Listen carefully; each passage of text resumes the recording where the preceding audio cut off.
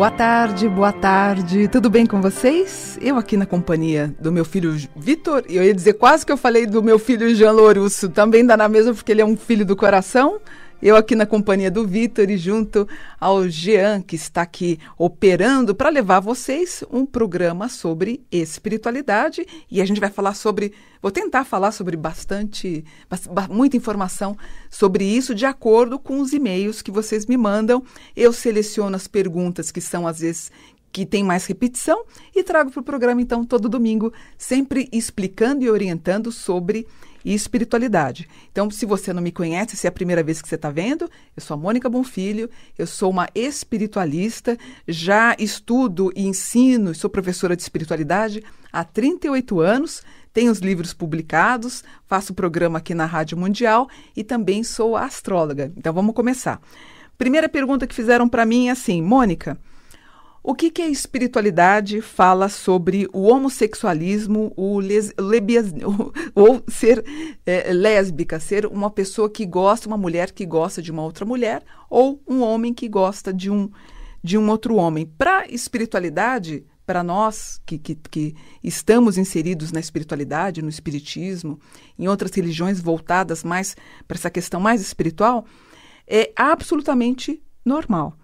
Então, assim, a gente tem alguma imposição, alguma negação de algumas religiões, mas para a espiritualidade isso é absolutamente natural. Inclusive, Bezerra de Menezes, ao passar uma informação para o médium, para o grande médium Divaldo Franco, ele disse e explicou que tudo isso é natural, que nada pode ser considerado errado e que, na verdade, isso é uma escolha do espírito. E uma coisa que muita gente acha errado também, que fala de modo errado, por exemplo, um rapaz homossexual, hoje não quer dizer que em vida passada ele possa ter sido mulher. Ele pode, por opção espiritual, enquanto ele estava em forma de espírito, ele pode ter optado em voltar assim, gostando de um outro homem. A mesma coisa acontece com uma menina que acaba gostando de uma outra menina. Mas não necessariamente que esse rapaz, tenha sido mulher. Ou que, nesses casos, por exemplo, os transexuais, sim. Ele pode ter sido uma moça numa vida passada e ele retorna. Então, ele tem essa disposição para ser trans, tanto meninas como meninos, né? Aliás, eu tenho 4 pessoas que, inclusive, estou dando o maior apoio, que eu faço o mapa astral. Eu tenho 4 pessoas que eu estou acompanhando a transição. São 2 meninos e 2 meninas. Então, para deixar claro, a espiritualidade não vê absolutamente nada contra. Eu lembro, 30 anos atrás, eu fazia cerimônias, os rituais, eu era cerimonialista e eu fazia os casamentos de homens com homens, mulheres com mulheres. Eu fiz isso muitos anos, enquanto eu estava em São Paulo, durante 23 anos. Eu achava sempre muito lindo a espiritualidade e, inclusive, muitas pessoas homossexuais, lésbicas, elas procuravam o conhecimento dos anjos, porque o anjo também, ele não diz nada a respeito que isso é condenável. Aliás, uma coisa que eu até queria comentar com vocês, semana passada nós falamos sobre anjos, né? E até uma pessoa, ela estava impondo muito, uma pessoa lá no Face, impondo muito a condição de Jesus e os anjos, que os anjos são, só Jesus pode condizer o que os anjos devem fazer, mas eu já vou falar sobre isso. Eu acho que tem muita crítica, a gente passa por muito problema, a vida já é quase que um purgatório diário. Eu acho que a gente tem que tentar amenizar os problemas que a gente tem na vida. Então, assim, é entender, respeitar esses nossos amigos, esses nossos irmãos, heterossexuais, homossexuais, o branco, o negro, o marrom, o cinza, o lilás, gente, é tudo a mesma coisa. Então, abrir essa mente e entender que o espírito, o piro, informa. O que é piro? Piro é fogo. O que basta são as nossas ações, o nosso caráter, a nossa ética, a nossa conduta. E não importa, gente, eu acho que isso é tão... É bobagem, como eu já falei isso em outros programas. Eu, antes de fazer o programa, eu sempre dou uma volta aqui na Paulista com a Augusta, e é lindo, eu acho que é super democrático, né? Principalmente essa região aqui. Você vê casais héteros, casais homo, as meninas, as lésbicas, quer dizer, todo mundo trafegando. Uma vez, inclusive, eu contei isso para vocês, eu estava na Paulista e tinha uma senhora muçulmana, inclusive ela estava com com o paninho, né? A filha, mas assim, na mesma linha. Era um casal de meninos, um casal de meninas, e ela dando de mão dada com a filhinha também, com aquele paninho da tradição islâmica. E todo mundo caminhando muito bem. Isso eu acho muito legal aqui no Brasil, que o Brasil tem por excelência o ascendente em Aquário, que dá essa ideia, então, da liberdade e também da democratização. Infelizmente, nós somos o país que mais mata trans no mundo. E, por curiosidade, eu acabei sabendo também semana passada, quando eu estava olhando os textos que eu queria desenvolver, o Brasil também olha que coisa, é o país que mais se vende pornografia com trans. E é também o mais que mata. Então, a gente precisa entender o que está acontecendo. Acho que tem muita gente que precisa, na verdade, de terapia, né? Tá bom? Deixa eu fazer mais um comentário. Quando eu escrevi o livro Almas Gêmeas, que inclusive eu me baseei no livro A República de Platão, Platão viveu em 400 antes de Cristo, a sociedade daquela época eram de casais homossexuais, sabia? As mulheres, elas eram tidas como inferiores, tais quais os animais. Então, há uma vertente espírita que diz que as pessoas que viveram na época de Platão, elas estariam retornando na condição homossexual como viveram na época de Platão. É mais só uma curiosidade para colocar para vocês, né? Inclusive, quando eu lancei o livro Almas Gêmeas, eu lembro que eu fui no Gugu para lançar, ele falou, mas o que é alma gêmea? É amor de primo com prima, de irmão com irmã? Eu falei, não, é o amor entre duas pessoas que pode driblar, que pode expandir de uma vida para outra. E o livro foi um sucesso, ele ficou como best-seller durante 1 ano e meio na revista Veja, na Folha de São Paulo, no Estadão. As pessoas queriam saber sobre isso, muito bacana. Então, desde a época de Platão, quando a gente começa a entender essa vertente também, e me perguntam muito se os homossexuais teriam alma gêmea. Claro que sim. Tanto a menina que gosta de menina, quanto o menino que gosta de menina, é natural. O Chico Xavier também, ele coloca a mesma coisa, ele pauta e fala igual Bezerra de Menezes, né? E só como curiosidade, em 1990, que a OMS, a Organização Mundial de Saúde, desclassifica a homossexualidade como doença. Porém, ainda se propaga a ideia de promover em algumas igrejas a cura para a homossexualidade ou para o lesbianismo, o que, na verdade, não é doença, é um erro que eles estão tentando fazer, que é um absurdo também na nossa visão espiritualista, tá bom? Outra pergunta. Deixa eu contar para vocês, eu queria falar sobre Anjos da Humanidade. Se você que está me vendo, que está assistindo, aliás, eu esqueci de falar, você pode ir, então, no Facebook agora, escreve lá, Rádio Mundial, você vai me ver agora ao vivo e depois o Jean vai publicar lá no site, na editora Companhia dos Anjos, ele vai colocar depois o vídeo para vocês assistirem, tá bom? Então, se você nasceu no dia 31 de maio, 12 de agosto, 24 de outubro, 5 de janeiro e 19 de março, você é considerado pela Cabala, pela angelologia cabalística, como um anjo da humanidade. A princípio, vocês seriam anjos terrenos, vocês teriam uma missão a cumprir, e por isso não teriam aquele nome do anjo cabalístico. Então, se você nasceu em 31 de maio, 12 de agosto, 24 de outubro, 5 de janeiro e 19 de março, você é um anjo da humanidade. Mas você pode encontrar o nome do seu anjo da guarda, o nome cabalístico, através da hora que você nasceu. Por exemplo, o meu anjo da guarda é o 41, mas o anjo da hora, que é o anjo da moral, é o 46. Então, você pode ir pelo anjo ligado à sua moral. Você pode conhecer e saber sobre isso no livro Anjos Cabalísticos, certo? Quem é um anjo da humanidade, se você nasceu nessa data? Quando o estudo da angelologia cabalística foi criada no século V, gente, faz muito tempo, depois aí ele ficou esquecido, ele tomou força no século XII e XIII. É muito antigo. Essas pessoas que nasceram nesses dias, eles eram quase que separados da família para serem professores da Cabala, professores da espiritualidade, eles eram orientadores das questões religiosas. Então, eles passavam a vida inteira em lugares reservados para estudar sobre isso, sobre os anjos. Hoje em dia, isso se perdeu. Então, quando alguém pergunta para mim, Mônica, eu sou um anjo da humanidade, o que eu posso fazer de bom? Eu falo, só de você não arrumar encrenca já está bom. Se você ser solidário, ser um anjo, um recadeiro mensageiro das pessoas, melhor ainda. Se você tem na sua casa também uma outra pessoa que nasceu nessas datas que eu te falei, crê-se que vocês fizeram uma aliança com Deus. Mas qual que é a proposta e o propósito? Você deveria o quê? Ser professor de algo. Das ciências, da temática espiritualista é um bom caminho, da espiritualidade, do espiritismo, ou de uma outra vertente, pode ser do reiki, do que você quiser. Mas a sua missão em si é propagar o conhecimento dos anjos e da espiritualidade. Agora, geralmente, quem é um anjo da humanidade sofre muito no começo da vida. Eu tenho um sobrinho meu que é um anjo da humanidade. Olha, ele penou. Hoje ele está muito bem. Hoje, inclusive, ele é chefe de gastronomia, ele está bem. Mas ele teve uma infância muito difícil, ele teve uma adolescência e pós-adolescência também muito complicada.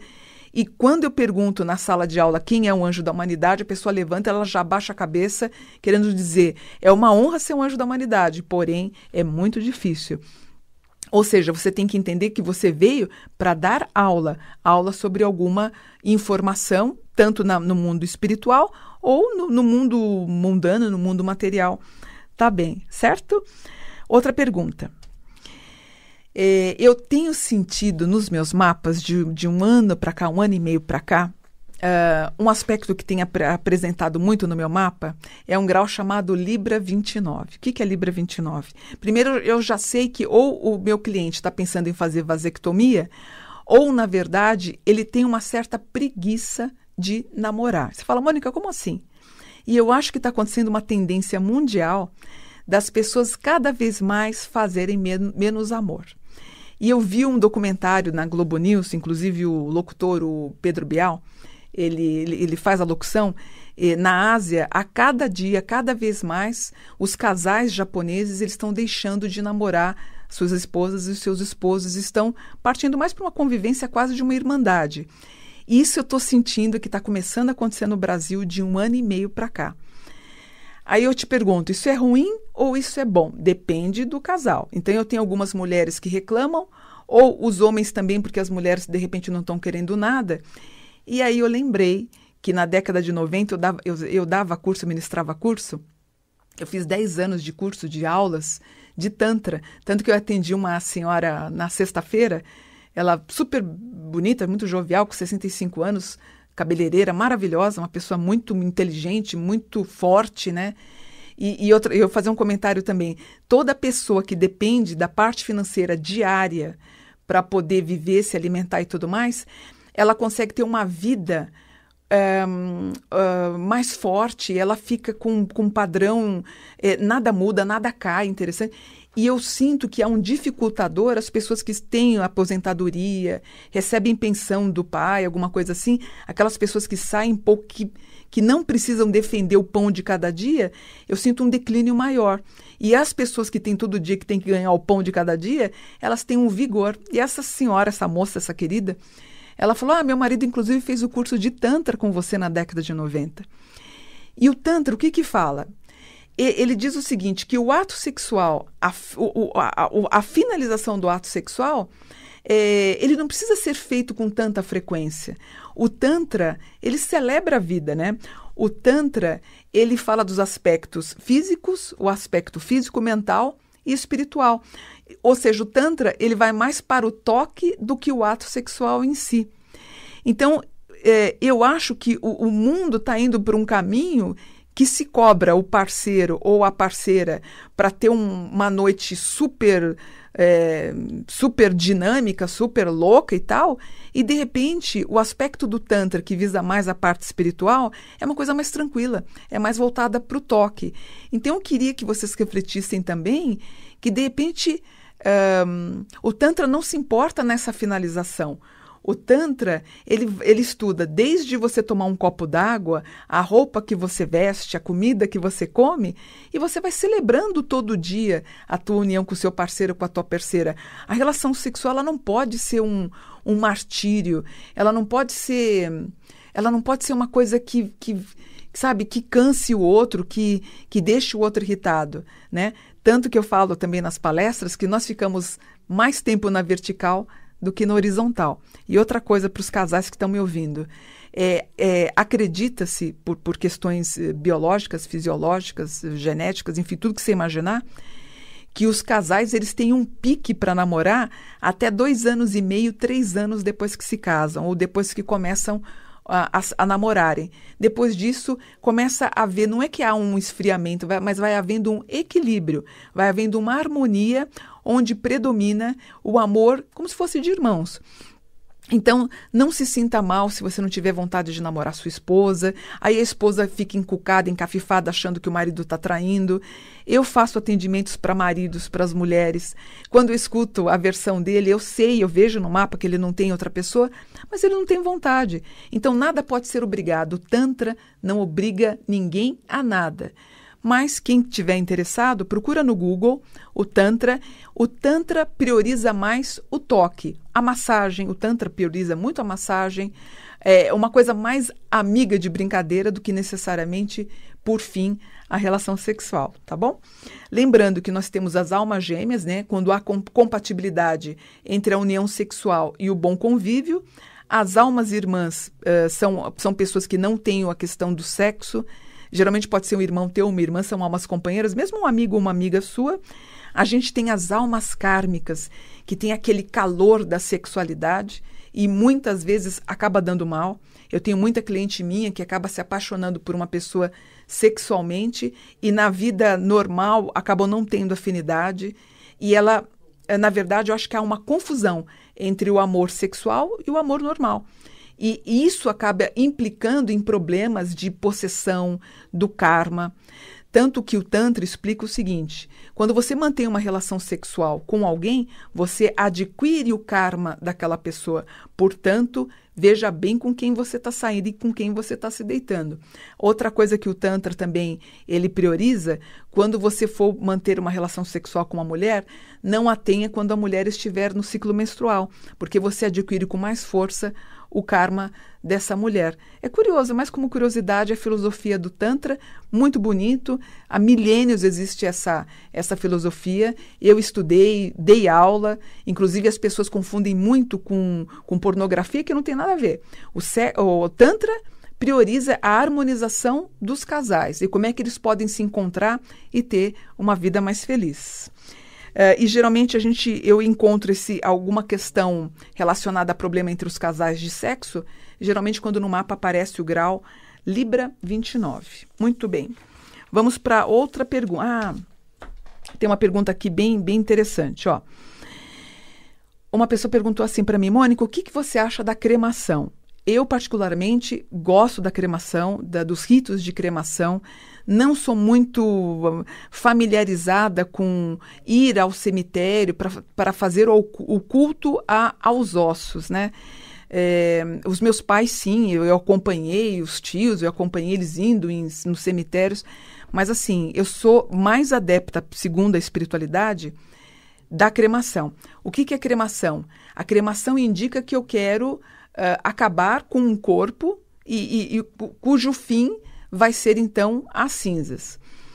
Isso é uma prática muito difundida na Índia, na Alemanha, nos Estados Unidos, na Dinamarca, no Japão, mais recentemente, de uns 10 anos para cá, na Argentina. No Brasil, não muito, porque nós temos uma tradição da cultura hebraica, né, hebraico-judaica. Então, nós acabamos tendo uma herança nesse sentido. Mas, assim, eu acho bem interessante. Eu, quando desencarnar, meu filho já sabe que eu quero ser cremada. Ele também me disse que sim, ele também quer. E é uma prática vista pela espiritualidade de uma forma muito interessante e muito importante. Os judeus não fazem cremação, os islâmicos também não.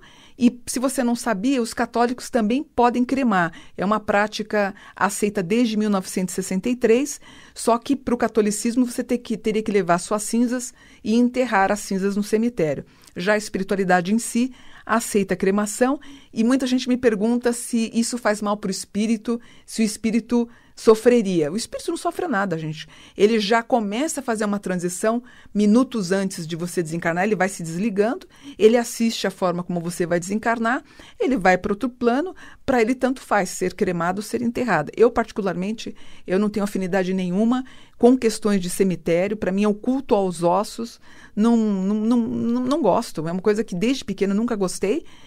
Já tenho os indicativos da cremação, já passei para minha família e é uma questão muito pessoal, tá bom? Tem tanta pergunta que vocês me mandam. Olha, são várias perguntas. Você pode mandar sua pergunta que eu vou responder. Primeiro eu seleciono, eu tenho uma equipe minha que seleciona. Você vai mandar o seu e-mail com a tua dúvida para o e-mail m.buon@terra.com.br. E a minha irmã que trabalha comigo, ela falou, Mônica, na semana passada você não explicou direito sobre o mapa astral, as pessoas tiveram um pouquinho de dúvida. Então, deixa eu explicar para vocês como é que funciona. O meu mapa astral, eu sou autodidata em tudo que eu fiz na vida, desde a astrologia, o jogo de búzios, o tarô. Eu sempre aprendi tudo sozinha, eu não tive professores, eu acabei aprendendo, escrevi os livros e tudo mais. O mapa, ele tem a duração de 50 minutos. Você vai me ver durante 50 minutos, você vai me ver no Skype. Você vai me passar dia, mês e ano, o horário de nascimento, cidade que você nasceu e cidade atual. Eu vou fazer uma composição e estudo do que está acontecendo na tua vida, eu escrevo, são 4 folhas. Porém, essas 4 folhas eu não mando para você. São só itens, né? Eu acabo não mandando, senão você não vai entender nada. Fica comigo, eu vou perguntando sobre cada item, você vai me dizendo o que está acontecendo. Quando chega mais ou menos 35 minutos, muitas pessoas falam para mim, Mônica, você já falou tudo que eu precisava ouvir. A maioria. Com 35 minutos, não chega a dar 40.